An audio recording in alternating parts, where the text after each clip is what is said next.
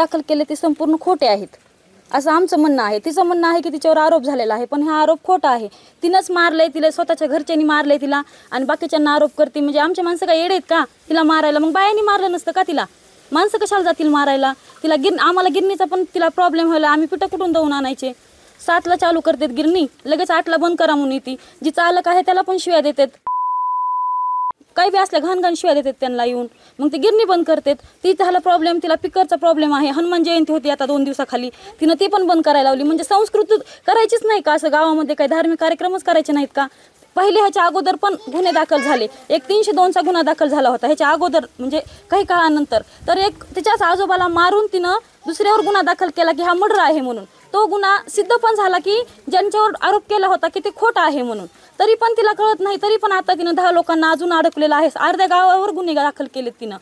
ती झाली वकिली, आणि वकिलीच्या जोरावर तिला माहिती की कायदा कसा चालवायचा आणि कसा फिरवायचा, त्याच्यामुळं अगणित खोटे गुन्हे दाखल केलेत तिनं। माझ्यावर स्वतः अॅट्रॉसिटीचा गुन्हा दाखल केला दुसऱ्याच्या हातानं, त्याच्यात अक्षरशः कोर्टात साक्षीदारसुद्धा आलेत, हजर झाले नाहीत, आणि निर्दोष निघालो आम्ही। दुसरा गुन्हा माझ्या मुलावर 307चा केला, त्याची बायको म्हणजे त्या पोरीची वकिलीची आई, त्यांच्या घरच्या मॅटरनं मेंटल असल्यामुळं ती विष पिली, आणि विष प्याल्यावर त्यानं दवाखान्यात आल्यावर सुरुवातीला तिच्या नवऱ्यानं सांगितलं, म्हणजे त्या पुरीच्या बापानं सांगितलं की माझी बायको घरच्या कलहामुळं विष पिली, आणि त्याच्यानंतर डिस्चार्ज घेताना त्यांनी 307चा गुन्हा 7-8 लोकांवर केला। म्हणजे ही वकिलीनं असल्यामुळं सगळे गुन्हे कसे फिरवायचे ती त्याला पक्क पाडले। तिसरा गुन्हा त्या चुलतीचा त्यानं विनयभंगाचा गुन्हा दाखल केला। आज 10 माणसं त्याच्यात आहेत।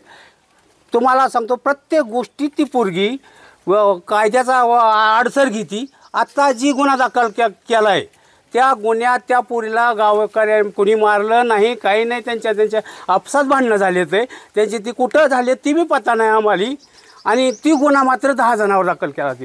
तिचं तर सगळ्यावर संशय, पण तसं काही नाही आहे। ती स्वतःहून मार खाऊन आली, तिनं सगळ्याला दाखवलं की मला ह्यांनी मारहाण केली, पण तिला कुणीच मारहाण केलेली नाही। आणि तिचं चाललं पिकरसाठी आमचं एकदम मंदिरासमोर घर आहे, आम्हाला काही त्याचा त्रास होत नाही, आणि तिचं घर कुठे आहे आम्हाला काही माहीत नाही। पण ती म्हणते की आम्हाला स्वतःहून त्रास होतो, आणि गिरणीसाठी बी, गिरणी लोकांनी काय खायचं?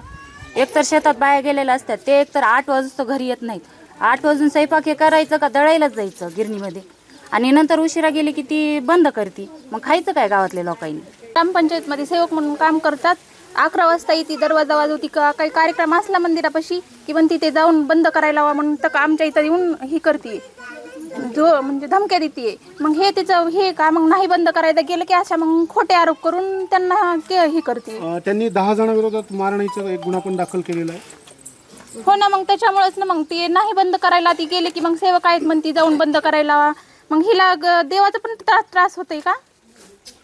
हे सगळं म्हणजे सगळं खोटंच आहे। हे तर त्यांच्या घरच्यांनीच मारून ते सगळं हे केलंय, प्लॅनच केलंय त्यांनी, हे सगळं खोटं आहे बाकीचं। एबीपी माझा, उघडा डोळे बघा नीट।